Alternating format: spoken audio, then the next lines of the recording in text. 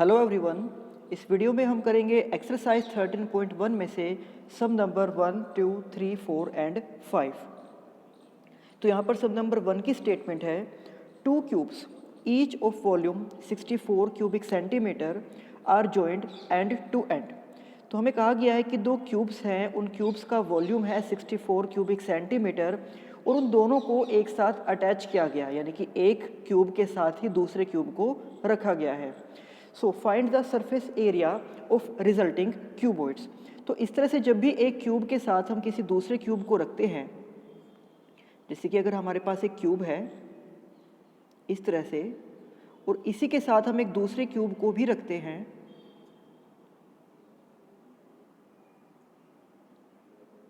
तो अब जो शेप हमारे पास बनेगी वो हो जाएगा एक क्यूबॉइड। यानी कि अब आप देख सकते हो कि ये एक क्यूबॉइड की शेप में है और इसी का सरफेस एरिया हमें यहाँ पर फाइंड आउट करना है। बट क्यूबॉइड के सरफेस एरिया के लिए हमें उसकी लेंथ, ब्रेड्थ एंड हाइट पता होनी चाहिए, जिसके लिए हम सबसे पहले जो क्यूब का वॉल्यूम हमें गिवन है उससे क्यूब के एजेस की लेंथ को फाइंड आउट करेंगे। तो जैसे कि क्यूब की वॉल्यूम हमें यहाँ पर दी गई है 64 क्यूबिक सेंटीमीटर एंड क्यूब के वॉल्यूम का फॉर्मूला होता है उसकी साइड यानी कि उसके एज का क्यूब, दैट मीन्स ए का क्यूब। तो ये हमें इक्वल रखना होगा 64 के। और अब हम यहाँ पर ये देखेंगे कि किस नंबर का क्यूब 64 के इक्वल होता है। दैट मीन्स कि 64 को हम लिख सकते हैं 4 का क्यूब। तो अब यहाँ क्यूब से क्यूब कैंसिल आउट हो जाएगा, तो इस तरह से जो क्यूब की साइड है वो हमारे पास आ जाएगी 4 सेंटीमीटर। दैट मीन्स कि हम ये कह सकते हैं कि जो एज ऑफ क्यूब है वो है 4 सेंटीमीटर। तो ये भी 4 सेंटीमीटर हो जाएगा और ये भी 4 सेंटीमीटर ही हो जाएगा। इस तरह से हम देख सकते हैं कि जो क्यूबॉइड की टोटल लेंथ होगी वो हो जाएगी 4 + 4 यानी कि 8 सेंटीमीटर। एंड जो क्यूब का एज यानी कि जो 4 सेंटीमीटर है तो उसको यहाँ पर भी हमें 4 ही रखना होगा। दैट मीन्स कि क्यूबॉइड की जो ब्रेड्थ है वो 4 सेंटीमीटर ही रहेगी एंड क्यूबॉइड की जो हाइट है वो भी 4 सेंटीमीटर ही रहेगी। तो आप उन दोनों क्यूब्स को साइड बाय साइड भी रख सकते हो या एक के ऊपर दूसरा क्यूब, इस तरह से भी आप उनको रख सकते हो। जैसे कि आप यहाँ पर देख सकते हो उस डायग्राम में कि एक ही क्यूब के ऊपर उस दूसरे क्यूब को रख दिया गया। और अभी हमने फाइंड आउट किया था कि क्यूब का जो एज है यानी कि जो उसकी साइड है वो 4 सेंटीमीटर है, बट एक क्यूब के साथ ही दूसरा क्यूब अटैच करने से जो इसकी टोटल लेंथ यहाँ पर बन जाएगी वो है 4 + 4 means 8 centimetre. So we can write कि now dimensions of the cuboid are 4 centimetre, 4 centimetre and 8 centimetre. तो जैसे कि क्यूबॉइड के अंदर डायमेंशंस होते हैं लेंथ, ब्रेड्थ और हाइट, तो वो डायमेंशंस हमारे पास आ गए हैं 4, 4 एंड 8 सेंटीमीटर, जिनका यूज़ करके अब हम उस क्यूबॉइड का सरफेस एरिया फाइंड आउट कर सकते हैं। और इससे पहले वाली वीडियो में मैंने आपको सभी 3D ऑब्जेक्ट्स के सरफेस एरिया एंड वॉल्यूम्स के फॉर्मूला के बारे में बताया था।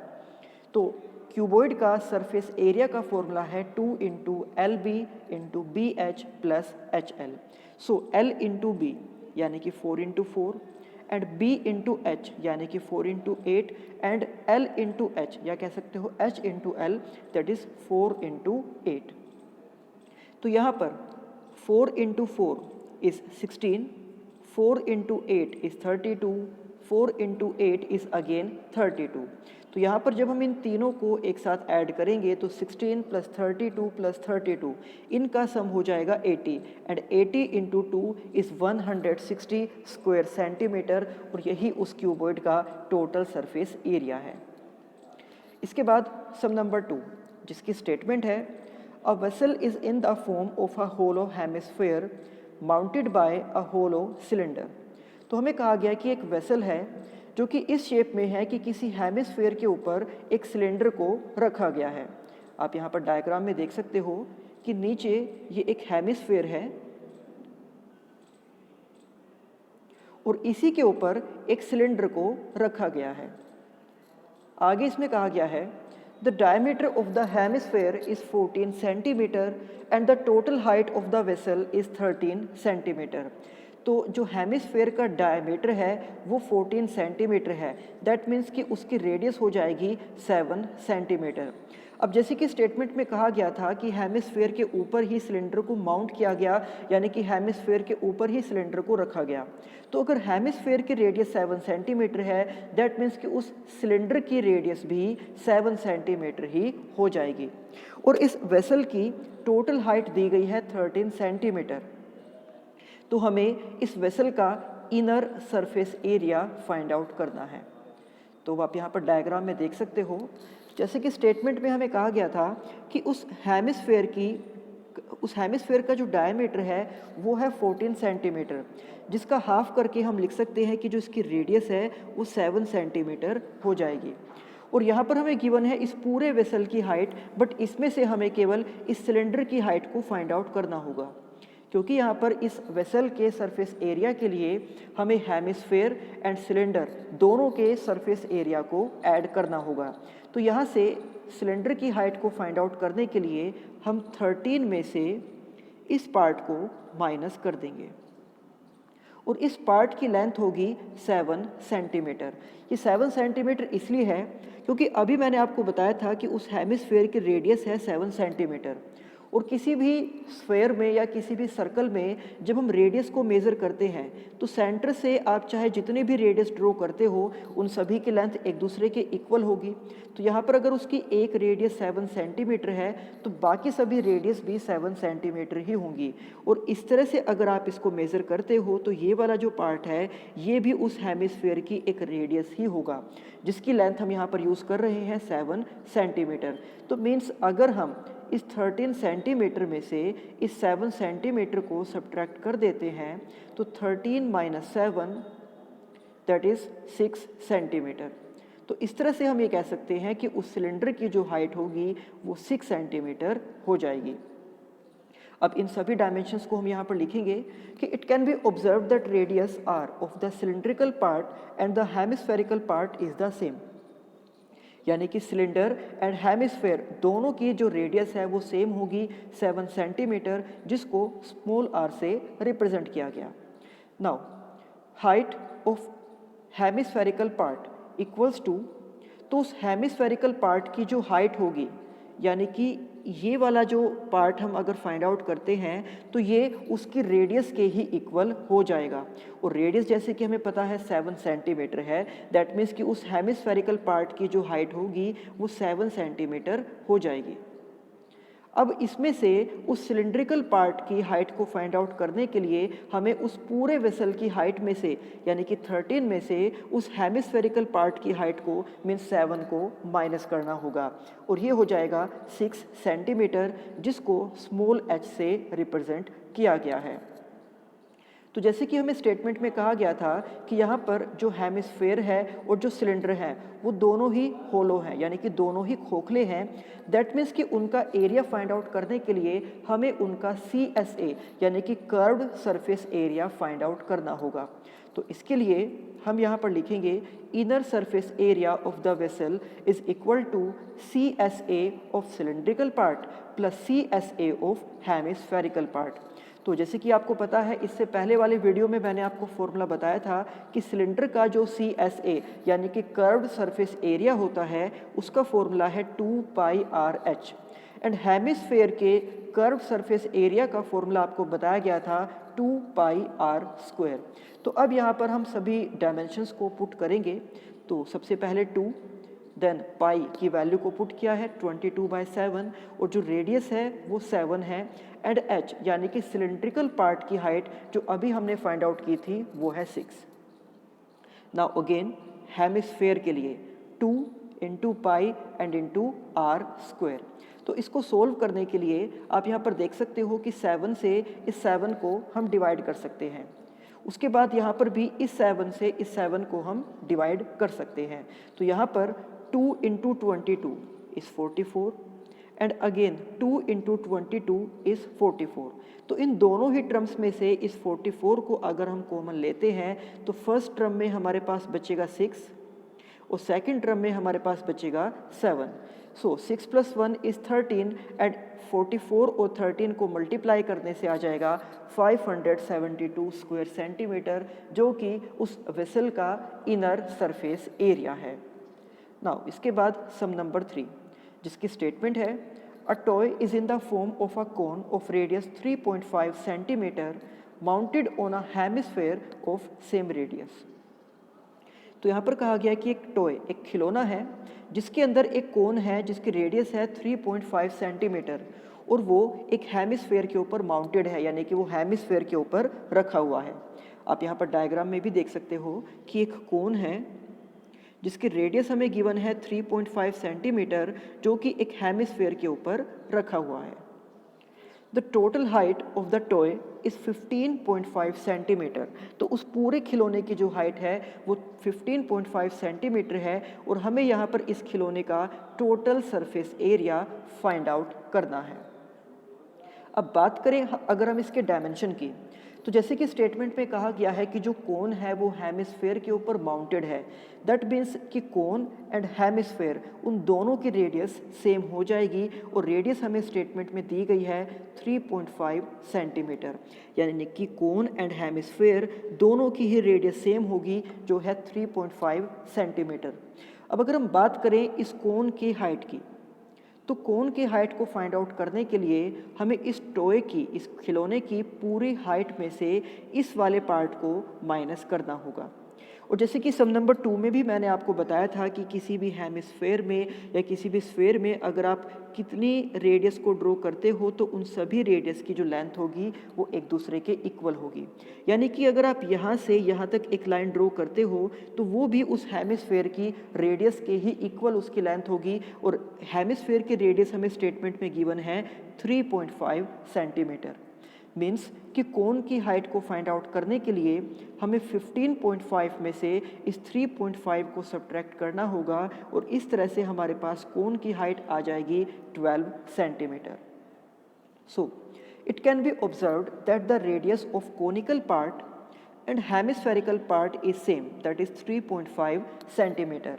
यानी कि कोन एंड हेमिस्फेयर दोनों की रेडियस सेम ही है 3.5 सेंटीमीटर।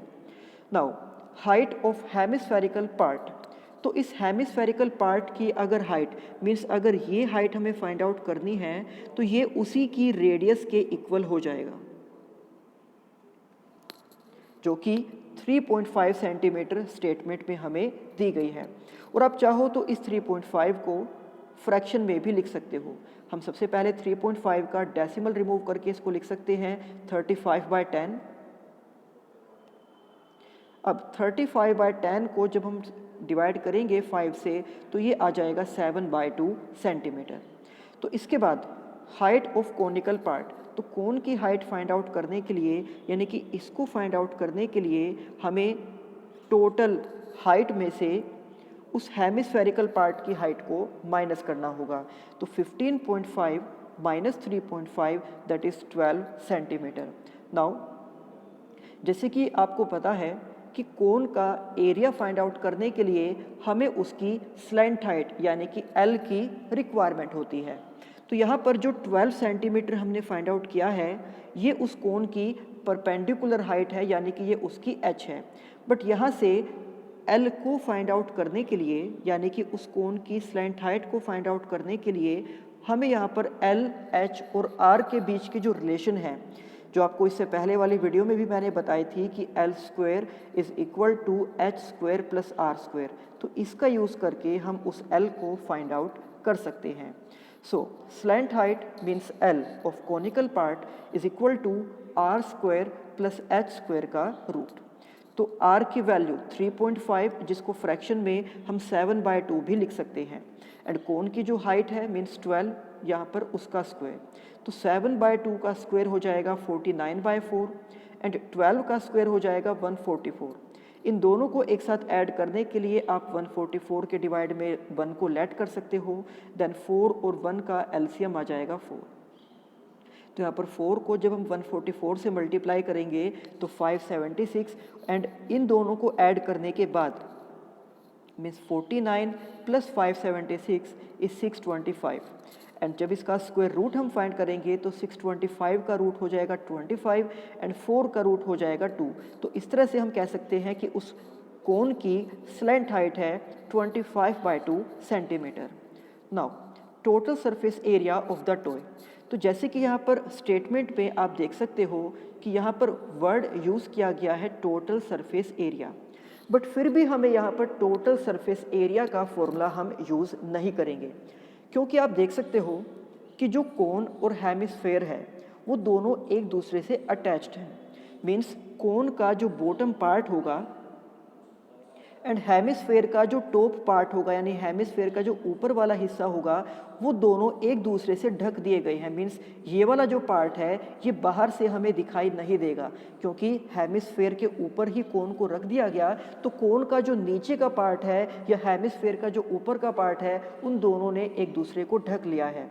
तो यहाँ पर हम कोन के केवल कर्व्ड सरफेस को ही देख पा रहे हैं, एंड इसी तरह से जो हेमिस्फेयर का कर्व सरफेस है उसको ही हम देख पा रहे हैं, यानी कि उन दोनों का जो ये बीच का पार्ट होगा, ये दोनों पार्ट एक दूसरे से ढक लिए गए। तो ये पार्ट हमें यहाँ पर दिखाई नहीं देगा, इसलिए हम इसको अपने एरिया के जो एरिया हम फाइंड आउट करेंगे उसमें हमें इसको ऐड नहीं करना। तो इसलिए हम कोन का भी सिर्फ CSA यानी कि कर्व सरफेस एरिया ही फाइंड आउट करेंगे, एंड हेमिस्फेयर का भी CSA यानी कि इसका भी सिर्फ कर्व सरफेस एरिया ही फाइंड आउट करेंगे और उन दोनों को एक साथ ऐड कर देंगे। So total surface area of the toy यानी कि उस टॉय का जो टोटल एरिया है उसके लिए CSA of conical part and CSA of hemispherical part. और इसका रीज़न भी मैंने आपको बता दिया है कि यहाँ पर टोटल सरफेस एरिया का फॉर्मूला यूज़ नहीं करना है, CSA means curve surface area का फॉर्मूला यूज़ करना है, क्योंकि जो कोन का बॉटम पार्ट है एंड हेमिस्फेयर का टॉप पार्ट है उन दोनों ने ही एक दूसरे को कवर कर लिया है। सो कोन के CSA का फॉर्मूला है πRL एंड हेमिस्फेयर के CSA का फॉर्मूला है 2πr²। तो यहाँ पर जब फॉर्मूले के अंदर हम वैल्यूज़ को पुट करेंगे तो पाई, देन r और l, जो l अभी हमने फाइंड आउट की थी, देन अगेन 2πr² के लिए 2π एंड r²। तो जब इसको सोल्व किया जाएगा, यहाँ पर 7 से 7 डिवाइड हो जाएगा, 2 से 22 डिवाइड हो जाएगा 11 पर, और 2 से आप इस 11 को या 25 को किसी भी एक को डिवाइड कर सकते हो। तो अगर 2 से हम 25 को डिवाइड करते हैं तो ये 12.5 पर डिवाइड हो जाएगा। सो 11 इंटू 12.5 इनका प्रोडक्ट आ जाएगा 137.5। इसी तरह से यहाँ पर 2 से ये 2 डिवाइड हो जाएगा, इस 2 से 22 डिवाइड हो जाएगा 11 पर, और 7 से एक 7 भी डिवाइड हो जाएगा। सो 11 इंटू 7 इनका प्रोडक्ट है 77। नाउ जब हम इन दोनों को एक साथ ऐड करेंगे तो इनका सम आ जाएगा 214.5 स्क्वायर सेंटीमीटर, और यही उस टॉय का टोटल सरफेस एरिया है। इसके बाद सम नंबर 4, जिसकी स्टेटमेंट है a cubical block of side 7 centimetre is surmounted by a hemisphere. तो यहाँ पर कहा गया है कि क्यूबिकल ब्लॉक है जिसकी साइड तो है 7 सेंटीमीटर और उसी के ऊपर एक हेमिस्फेयर को रखा गया है। आप ये डायग्राम में भी देख सकते हो। तो हमें ये बताना है कि what is the greatest diameter of the hemisphere can have, कि उस हेमिस्फेयर का मैक्सिमम ग्रेटेस्ट कितना डायमीटर हो सकता है।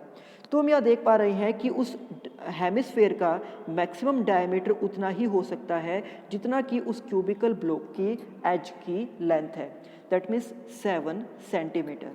उससे बड़ा डायमीटर का अगर कोई हेमिस्फेयर हम उसके ऊपर रखेंगे तो वो उसके ऊपर अच्छी तरह से माउंट नहीं होगा, वो उसके बाहर तक निकल जाएगा। तो अगर आप यहाँ पर इसको ऐसे भी इमेजिन कर सकते हो कि अगर ये आपके क्यूबिकल ब्लॉक का टॉप पार्ट है, मीन्स अगर आप उस क्यूब को ऊपर से देख रहे हो जिसका एज है 7 सेंटीमीटर, और आप 7 सेंटीमीटर से ज़्यादा रेडियस का एक हेमिस्फेयर इसके ऊपर रखते हो तो वो इस तरह से इसके बाहर से निकल जाएगा, जबकि जो हेमिस्फेयर है वो इसके ऊपर ठीक तरीके से रखने के लिए उस हेमिस्फेयर का डायमीटर भी उतना ही होना चाहिए जितना कि उस क्यूबिकल ब्लॉक की एज यानी कि उसकी साइड की लेंथ है, दैट इज़ 7 सेंटीमीटर। आगे फिर हमें इसमें फाइंड आउट करना है surface area of the solid. तो अभी जो सॉलिड बना है हेमिस्फेयर एंड क्यूब को ज्वाइन करके हमें इसका सरफेस एरिया फाइंड आउट करना है। तो इसके लिए हम यहाँ पर लिखेंगे from the figure it can B observed that the greatest diameter possible for such hemisphere is equal to the cube's edge यानी कि 7 सेंटीमीटर। तो उस हेमिस्फेयर का जो ग्रेटेस्ट डायमीटर है वो 7 सेंटीमीटर हो सकता है। तो अगर उसका डायमीटर 7 सेंटीमीटर है मीन्स उस हेमिस्फेरिकल पार्ट की रेडियस हो जाएगी 7/2, जिसे आप 3.5 सेंटीमीटर भी लिख सकते हो। तो अब इसका एरिया फाइंड आउट करने के लिए हमें यहाँ पर इस क्यूब के एरिया को और इस हेमिस्फेयर के एरिया को एक साथ ऐड करना होगा। बट आप ये देख सकते हो यहाँ पर कि हेमिस्फेयर के जो टॉप फेस है, हेमिस्फेयर का जो टॉप फेस है यानी कि उसका जो ऊपर वाला भाग है वहीं पर एक हेमिस्फेयर को रखा गया। तो यानी कि अगर आप उस क्यूब को ऊपर से देखते हो जिसके ऊपर एक हेमिस्फेयर को रखा गया, तो ये वाला पार्ट उस हेमिस्फेयर से ढक दिया गया है, यानी कि ये वाला पोर्शन उस हेमिस्फेयर ने कवर कर लिया है। तो ये पोर्शन आपको दिखाई नहीं देगा, मीन्स हमें इस वाले पार्ट को उस क्यूब के एरिया में से हटाना होगा। तो ये उस हेमिस्फेयर का बेस है। तो जैसे कि आपको पता है हेमिस्फेयर का जो बेस है वो सर्कल की शेप में होता है, यानी कि उस क्यूब का जो ऊपर वाला भाग है उसमें से एक सर्कल वाला पार्ट, एक सर्कल के जितना एरिया हमें बाहर से दिखाई नहीं देगा। दैट मीन्स कि वो हमें वहाँ से रिमूव करना होगा, हटाना होगा। तो इसके लिए जो total surface area of solid बनेगा वहाँ पर हम यूज़ करेंगे surface area of cubicle part. तो यहाँ पर उस क्यूब का total surface area and plus उस हेमिस्फेयर का कर्व्ड सरफेस एरिया, क्योंकि उस हेमिस्फेयर का भी जो कर्व्ड सरफेस है वही आप बाहर से देख पा रहे हो। उसका जो बॉटम फेस है यानी कि उसका जो नीचे का पार्ट है उसको क्यूबॉइड ने ढक दिया है, यानी कि क्यूब का ऊपर वाला भाग और हेमिस्फेयर का नीचे वाला भाग वो दोनों ही एक दूसरे को कवर कर रहे हैं। तो इसलिए हमें केवल हेमिस्फेयर का कर्व्ड सरफेस ही दिख रहा है। तो इसलिए क्यूब के टोटल सरफेस एरिया में हमें उस हेमिस्फेयर का कर्व्ड सरफेस एरिया ऐड करना होगा। और जैसे कि अभी मैंने आपको बताया था कि क्यूब के टॉप फेस का एक सर्कल के जितना एरिया हेमिस्फेयर ने कवर कर लिया है, तो इसलिए उस एरिया को हमें वहाँ से रिमूव करना होगा। तो इसके लिए हम यहाँ से माइनस कर रहे हैं area of base of hemispherical part, यानी कि हेमिस्फेयर का जो बेस है जो कि एक सर्कल की शेप में होता है उसको हमें यहाँ से माइनस करना होगा। तो क्यूब के टोटल सरफेस एरिया के लिए 6 × a² या फिर आप लिख सकते हो 6 × एज का स्क्वायर। देन हेमिस्फेयर के कर्व्ड सरफेस एरिया के लिए 2πr²। और जो हेमिस्फेरिकल का पार्ट का जो बेस है यानी कि जो सर्कल की शेप में है उसके लिए फॉर्मूला हो जाएगा πr²। तो जब हम यहाँ पर 2πr² में से इस 1πr² को सब्ट्रैक्ट करेंगे तो इनको माइनस करके सिर्फ यहाँ पर πr² ही बचेगा। एंड जब हम यहाँ पर वैल्यूज़ को पुट करेंगे तो क्यूब का h ये स्टेटमेंट में हमें दिया गया है, that is 7। Now pi and r² तो 7/2 × 7/2। तो इसको सोल्व करने के लिए यहाँ पर 7 का स्क्वायर हो जाएगा 49 एंड 49 × 6 इज 294। इसके बाद 7 से 7 डिवाइड हो जाएगा, 2 से 22 डिवाइड हो जाएगा 11 पर, और 2 से इस 7 को आप डिवाइड कर सकते हो 3.5 पर। सो 11 × 3.5 इज 38.5। तो 294 प्लस 38.5 इन दोनों का सम आ जाएगा 332.5 स्क्वायर सेंटीमीटर, और ये उस सॉलिड का सरफेस एरिया है। इसके बाद सम number 5। A hemispherical depression is cut out from one face of a cubical wooden block such that the diameter L of hemisphere is equal to the edge of cube। तो यहाँ पर हमें कहा गया है कि एक सॉलिड वुडन क्यूब हमारे पास है जिसके ऊपर वाले भाग में से एक हेमिस्फेयर की शेप का डिप्रेशन यानी कि एक हेमिस्फेयर की शेप का गड्ढा उसमें बनाया गया है।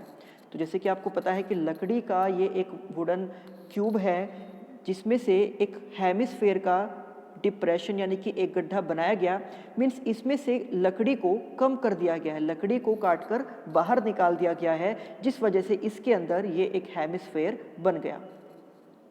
तो ये हेमिस्फेयर बनाने से पहले जो क्यूब है वो एकदम सॉलिड था, लकड़ी से बना हुआ, यानी कि अगर हमें उसका एरिया फाइंड आउट करना होता तो हम वहाँ पर फॉर्मूला यूज़ करते 6 × a²।